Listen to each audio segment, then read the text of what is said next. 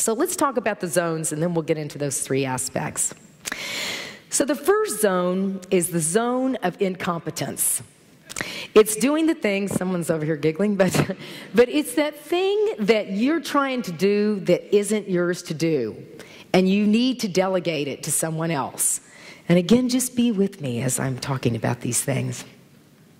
Gay Hendricks has counseled people all over the world, and he deals with people of all kinds of levels of awareness. And a friend of his, and it's somebody that he'd worked with, called him on a Sunday night and said, I spent all weekend trying to install my $1,000 printer. And Gay said, really? How many hours did it take you? He said, 13 hours. Now, Gay knew this man and knew that his company and that this man himself charged $1,000 an hour for business consulting. So he said, so Fred, I just want to tell you, you just spent $13,000 installing a $1,000 printer. Fred said, yes. And he said, did you ever even get it installed? Fred said, no. He goes, well, what did you do? I called the college kid down the street that came over and installed my printer. How long did it take the kid to install the printer? He asked Fred. He said, 1 hour. And he said, and what did you have to pay him? He said, he didn't want anything. I just gave him $100 because, I felt bad for him coming down the street. So how many of us are in that zone of incompetence, the place where you're doing that thing that is not alive for you anymore, or it wasn't ever, and somebody else should do it? We can spend a lot of time. It would be like me trying to fix my car. And I always have AAA because I know it's not mine to do. And then I can free myself up for the I am that I am. So the next zone is the zone of competence. It's the place that you do something well, but somebody else could do it just as well. There was a lady named Betty that was a good organizer.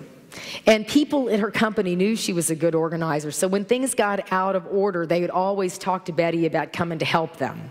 And pretty soon Betty was in charge of the company picnic, and she was doing all kinds of things that she really wasn't all excited about doing, but she was so busy, she didn't have time to do the thing that was hers to do.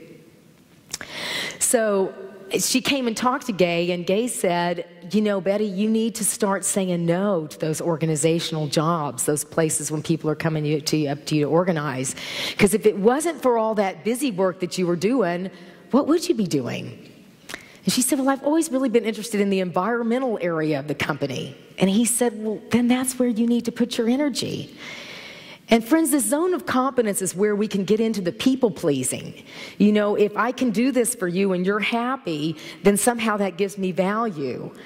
But then we get very dependent on people's, giving us that gold star, probably like your first grade teacher, rather than you living from that place of your own I am that I am. And do you notice that those people have bad days, and all of a sudden, if they're not proud of you, you don't feel very good about yourself? So the zone of competence is where we want to learn to say, no, thank you. This really isn't, as my friend, one of our staff members says a lot, not my area. And I get it. So then our next zone is our zone of excellence. And that's where people can get stuck easily. It's the place where you do something well, you might have loved it before, you become really good at it. Often you're getting paid well to do it, but you're finished with it. It's over for you. There was a lady, I see this all the time in our Keys to the Kingdom class, that came in and she said, I studied accounting because I knew that it would be a job I'd always have, that it would be a job that, there's always a need for accountants. But she looked really sad. And I said, so how's that working for you, like Dr. Phil says?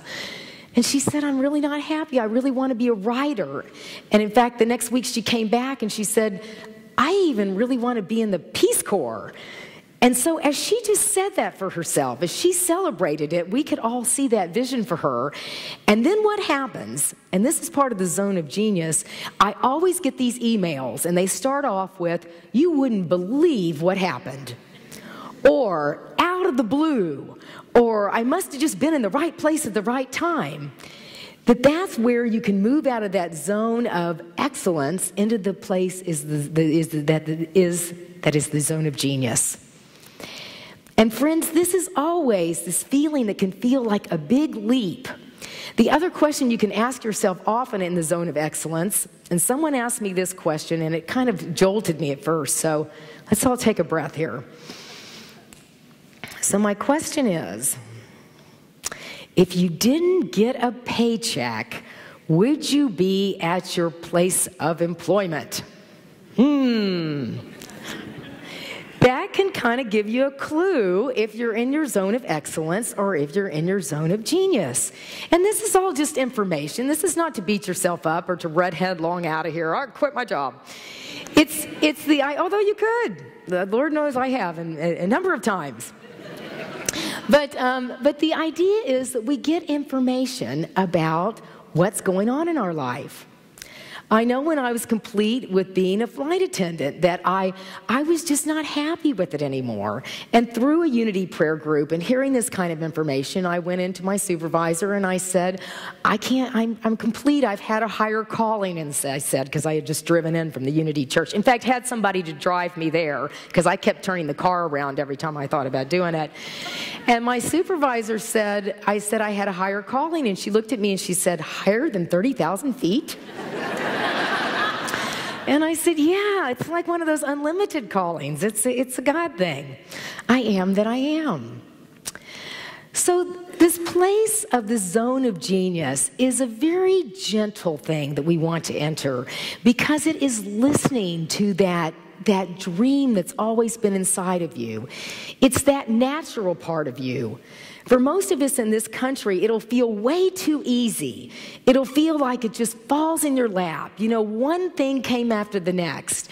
You know, just the gardening that you've loved, or the painting that you've loved, or the ministry that you've loved. It will just be something that keeps coming into your life very easily and effortlessly. And that's where that zone of genius can start to occur.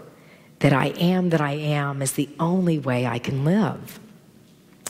My parents, one of the many gifts that I had from growing up in my family is both of my parents really felt one with their work. They loved what they did. My mom was a teacher, and she still, is very involved with kids and loving, helping kids and with childhood education. But my mom also loves the English language and was really big on grammar and corrected us often because she knew how important it was in her life and for us to speak English well.